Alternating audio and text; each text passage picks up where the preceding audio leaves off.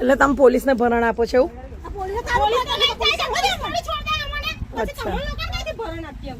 LCB નહીં આપો છો એવું ને? બરોબર.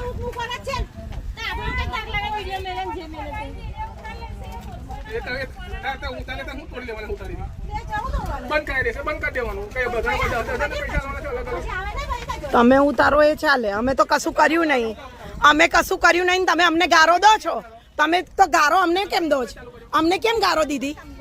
અમે આયા તમારી પાસે, અમે આયા માગ્યા, મેં માગ્યા, મેં માગ્યા, મેં માગ્યા, અમારામાંથી કોઈએ માગ્યા?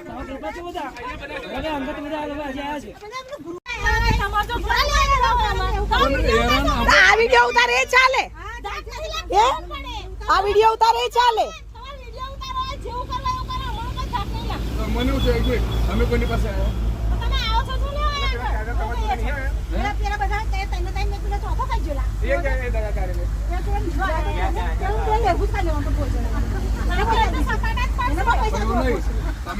એવું નહીં, એ આવ્યો તો ને તમારે ત્યાં, તો તમે મારવો તો ને, કેમ તમે અહીંયા આવ્યા? જેને કર્યું એને તો કહેતા નહીં, જેને નહીં કર્યું એને કહેવાનો હું મતલબ? તો એ તમારી ભૂલ કહેવાય ને, અમારે ના કહેવાય.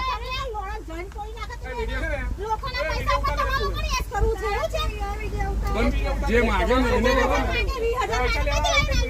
જે કરે ને એને કરો ને. અમે કે ના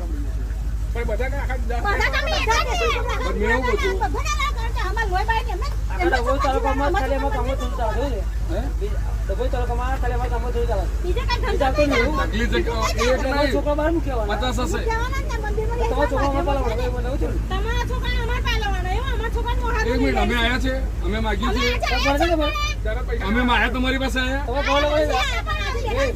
અહીં આવીને બેઠા તેનો અર્થ એવું કે તમે અમે તમારી પાસે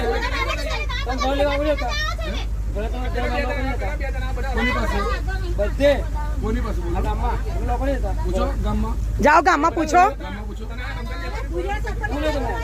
ગામમાં જઈને વાત કરો.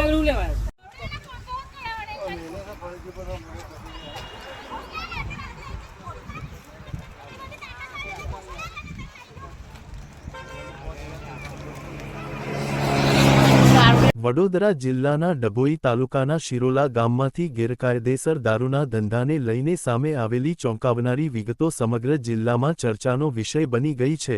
સ્થાનિક સ્તરે મળતી માહિતી અને વાયરલ થયેલા વિડીયો આધારે આ મુદ્દો માત્ર એક ગામ સુધી મર્યાદિત નથી, પરંતુ કાયદો અને વ્યવસ્થાની સ્થિતિ પર ગંભીર સવાલો ઊભા કરે છે. માહિતી મુજબ શિરોલા ગામમાં કેટલાક બુટલેગરો દ્વારા વર્ષોથી ખુલ્લેઆમ દારૂનો ગેરકાયદેસર વેપાર ચાલી રહ્યો હોવાના આક્ષેપો છે. સૌથી ચોંકાવનારી વાત એ છે કે આ બુટલેગરો ખુદ દાવો કરી રહ્યા છે કે તેઓ છેલ્લા 20-25 વર્ષથી પોલીસને નિયમિત રીતે હપ્તા ચૂકવી રહ્યા છે. આ દાવાઓએ પોલીસ તંત્રની વિશ્વસનીયતા પર ગંભીર પ્રશ્નચિહ્ન મૂકી દીધું છે. આ સમગ્ર મામલામાં કોકિલાબેન નામની એક મહિલા બુટલેગરનું નામ ખાસ કરીને સામે આવ્યું છે. સ્થાનિક લોકોના જણાવ્યા અનુસાર કોકિલાબેન દ્વારા ઉદ્ધત ભાષામાં એવું કહેવામાં આવ્યું છે કે પોલીસ સ્ટેશન લઈ જાય તો લઈ જાય, મને કોઈનો ડર નથી, હું એલસીબી, ડીસીબી, એસઓજી બધાને આપું છું. આવા નિવેદનો માત્ર કાયદાનો ભંગ જ નથી, પરંતુ પોલીસ તંત્ર પ્રત્યેના ભયના અભાવને પણ સ્પષ્ટ દર્શાવે છે. વિડીયોમાં અને સ્થાનિક સાક્ષીઓના નિવેદનોમાં એવું પણ સામે આવ્યું છે કે બુટલેગરો દ્વારા ખુલ્લેઆમ એવું કહેવામાં આવી રહ્યું છે કે પોલીસ અમારી ખિસ્સામાં છે, તમે જે કરવું હોય તે કરી લો. આ પ્રકારના નિવેદનો કાયદા પ્રત્યેની અવગણના અને ગેરકાયદેસર પ્રવૃત્તિઓને મળતા સંભવિત રાજકીય કે તંત્રના આશ્રય તરફ ઇશારો કરે છે. આ મામલાનો એક વધુ ગંભીર પાસો એ છે કે મીડિયા સામે પણ ધમકીઓ આપવામાં આવી રહી છે.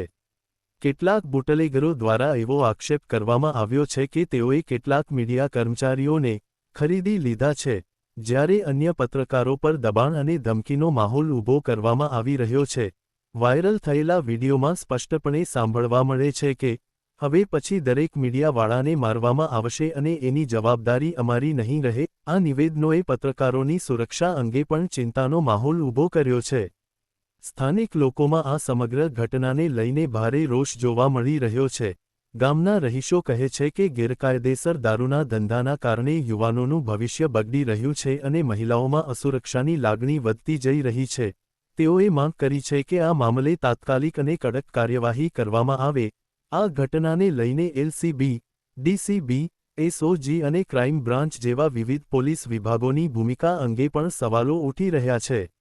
શું ખરેખર કેટલાક પોલીસ અધિકારીઓ આ ગેરકાયદેસર ધંધાને પ્રોત્સાહન આપી રહ્યા છે કે પછી આ માત્ર બુટલેગરો દ્વારા કરવામાં આવતા ખોટા દાવા છે? આ સવાલોના જવાબ માટે નિષ્પક્ષ અને ઊંડાણપૂર્વકની તપાસ જરૂરી બની ગઈ છે। સામાજિક કાર્યકરો અને સ્થાનિક આગેવાનો દ્વારા પણ આ મામલે ઉચ્ચ સ્તરની તપાસની માંગ ઉઠાવવામાં આવી રહી છે। તેઓએ જણાવ્યું છે કે જો આક્ષેપોમાં સત્ય હશે તો તે કાયદા અને વ્યવસ્થાને માટે ગંભીર ખતરો સાબિત થઈ શકે છે। તેઓએ રાજ્ય સરકાર અને પોલીસ વડા પાસે આ મામલે ખાસ તપાસ ટીમ સેટની રચના કરવાની માંગ કરી છે। હાલમાં પોલીસ તંત્ર તરફથી આ મામલે કોઈ સત્તાવાર નિવેદન સામે આવ્યું નથી, જેના કારણે લોકોમાં શંકા વધુ ઘેરી બની રહી છે। લોકો હવે રાહ જોઈ રહ્યા છે કે શું આ મામલે ઝડપી કાર્યવાહી થશે કે પછી આ પણ અન્ય કેસોની જેમ દબાઈ જશે। આ સમગ્ર પ્રકરણ માત્ર શિરોલા ગામ પૂરતું મર્યાદિત નથી, પરંતુ તે સમગ્ર સમાજ માટે એક ચેતવણીરૂપ છે। ગેરકાયદેસર પ્રવૃત્તિઓ સામે કડક વલણ અને પારદર્શક તપાસ જ લોકોનો વિશ્વાસ પુનઃસ્થાપિત કરી શકે છે। આગામી અહેવાલોમાં વધુ પુરાવા, વિડિયો ક્લિપ્સ અને સંબંધિત વ્યક્તિઓના નિવેદનો સાથે આ મામલાની વધુ ઊંડાણપૂર્વક તપાસ કરવામાં આવશે, જેથી હકીકત લોકો સુધી સ્પષ્ટ રીતે પહોંચી શકે। આ સાથે આજની બધી મહત્વપૂર્ણ ખબરો પૂર્ણ થાય છે। તમે જોઈ રહ્યા હતા બરોડા આજતક લાઈવ, વિશ્વાસપાત્ર સમાચારનો વિશ્વસનીય સ્ત્રોત। હું છું રવિન્દ્ર। આપ સૌનો દિલથી આભાર। વડોદરા અને આસપાસની દરેક મહત્વપૂર્ણ અપડેટ માટે જોડાયેલા રહો અમારી સાથે। ફરી મળીએ નવી ખબર સાથે।